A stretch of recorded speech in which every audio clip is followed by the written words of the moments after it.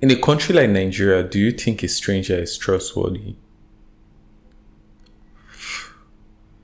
In a country like Nigeria, can you trust a stranger? Do you think a stranger is trustworthy? Before you answer this question, let me tell you a story. In the year 2004, there was this little family. Dad was at work. The oldest sibling was about 10 years old, and the mom was about to go to the market. She can't leave the children alone at home, so what does she do? She knocks at her neighbor's door. And that's the end of the story. Fast forward to the year 2025, can you knock at your neighbor's door to leave your children? That's the question. Why is it that it's harder and harder for us to do little things like that? Has Nigeria become more unsafe? Have we become less trustworthy? Have we become more paranoid? Today, this is what we'll be discussing. Hello guys, welcome back to Madness in Nigeria Living, and I'm your host Gisi. Back to the question, have we become more paranoid? Have we? It's not an easy question to answer because this is a product of a lot of factors. And before we talk about the factors, let me first highlight that according to the DIA, Defense Intelligence Agency, the crime rate in Nigeria has gone down 65% in the year 2024. And that has been a common trend. The crime rate in Nigeria has been going down. And yet, we trust our neighbor less. So what are the factors do I believe play into this role? One of the major factors that plays into this role is that news. What do I mean by that? Our news, our social media focus on negativity. And it's not just the focus of the negative things happening. It's also the fact that our shared reality has gotten so streamlined that we don't really see a lot of the same things anymore. What do I mean by that? When you go online on Twitter, when you go online on Instagram, when you go online on TikTok, the things you see is very streamlined to your own interests. But the few things that cut across regardless of your interests are usually negative things. What does that mean? It means we are beginning to see our shared reality only be negative things. We only see the same things when something bad happens.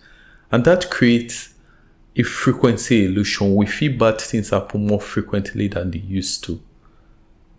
That is one problem. Another problem is we no longer have a sense of community. And it's not new and it's not a unique problem to Nigeria. But one thing that removes the sense of community is our churches. It's our mosques. Our churches and mosques were places where we could create a community outside of our nuclear family, outside of our primary family. But these days, we no longer go to the church closest to us. We no longer go to the mosques closest to us.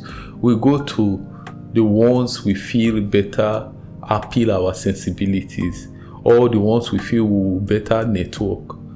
What this does is we go to the bigger cathedral, we go to the bigger mosques. We don't create a close-knitted family outside of our own family, so we don't have that sense of belonging.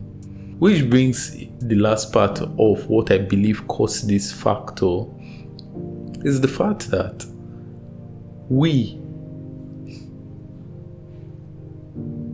build our houses the way we do.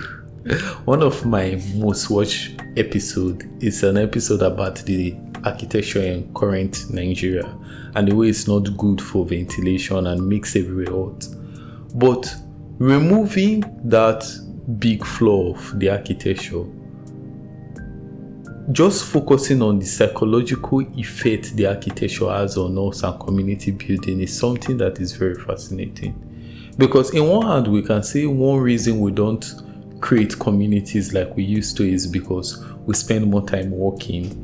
But I don't think that's necessarily true. There are more people who have hybrid works now. They don't have to go to the office, but still community is not still a thing. That's where our housing comes in. If you live in an estate, there's a high chance your own compound within the estate is gated. One, there's a high chance you have a security. There's a high chance the gate is not a see-through gate. And there's a high chance your fence is very high. These were not the kind of things I grew up seeing. The very first compound I grew up in didn't have a fence. It had a flower around it. The flower was about the waist level of an average adult. Then there was no gate. What that did was it created an environment where children can easily walk into your compound, and that created an environment where these children play with each other. When these children play with each other, it also creates an environment for the adults to communicate with each other, because you want to know where your children are going to play. There's also the factor that with the way our houses are built now, they see higher emphasis on the need for privacy. And when everybody are that private, you don't know your next door neighbor. Think about it, you watching this. Do you know the name of your next door neighbor?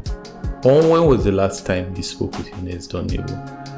We are now in a society where we don't have our communities. We don't have our villages. We rarely go back to our villages. We live in bigger cities. And in these big cities, we don't know who we live closest to. Not knowing who we live closest to already has its disadvantage, in the sense that we, for one, feel more lonely, and this loneliness affects our health. But it also makes us feel more paranoid. And in a society like Nigeria, where our economy is very bad, our institutions are not stable, our institutions are not trustworthy, it's no surprise that we live in a low trust society. The average Nigerian cannot trust a stranger. If you misplace your wallet that has your name, your address, do you ever believe someone will return that money to you? These are things that, in one hand, it looks like our economy plays the biggest role to that. But in another hand, what plays the biggest role is the fact that we don't have a sense of community. Because if we build our communities, we know the name of our neighbor. We feel a need to take care of each other. We feel a need to look out for each other. So what can we do about this? Since the need for an extended family is declining thanks to the concept of village people, thanks to just modern capitalism and the workforce, we are not too focused on our nuclear family, our primary family. What that does is, first things first, it alienates us from a bigger community. But apart from alienating us from a bigger community, it creates an environment where our children don't have a sense of ethics that is based on something outside of their immediate family. What do I mean by that? If you grow up in a big extended family, you see your uncles that have different ethical viewpoints, different view of right and wrong. You see your aunts. As a young child, you start balancing the difference between that of your aunt from your father, from your mother, which give you a sense of ethics. And apart from that, it also teaches you a sense of diplomacy, understanding that we have different viewpoints. You think of ways and you learn ways to navigate and bridge people. That skill increase the chances of you meeting more friends in the future. And before you say, oh, I have friends, think about it. If you are sick now, how many of those friends will come to your house to make meals for you? How many of them can come and take care of you? The vast majority of us are predominantly lonely adults, and it's only getting worse. How can we combat that? This is not a big problem in Nigeria yet, but we are getting to that point because our standard of living is getting better. And because our standard of living is getting better, it means when I turn on my gen at night when there's no light, my neighbor will do the same. We don't have a reason to interact with each other. And apart from not having a reason to interact with each other, we see ourselves as bigger than even doing that in the first place. Which translates to, provided the standard of living keeps on getting better, we keep on living in bigger cities, we'll keep on isolating ourselves. It will eventually get to the point that it's just us and our immediate family. We go to work, we come back, us and our immediate family. And that will create a loneliness epidemic. So our best way to combat that is to build our own villages, is to build our own community. One way to do that is for the architecture to have a common ground, a common area. So an area where people in the estate can go and play games, an area where people in the estate can just sit. Another way to do that is just creating the little thing like group chat where you have all your neighbors in it. You know your neighbors by name, by face. It creates a sense of safety, and that sense of safety increases the chances of us talking to each other. Something like a neighborhood watch. Another easy way we can do this is just create interest group. Oh, you love playing chess. Find other people who love playing chess and play chess together. You love playing card. Find a lot of people that love playing card. Play cards together. Find your interests and connect with these people. You guys will have different viewpoints on other things, but when you guys connect for that shared interest, you just have fun.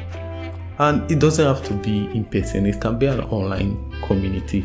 But when you create that close-knitted community, you feel among. You feel you're part of something bigger, which improves your health, improves your well-being, generally speaking.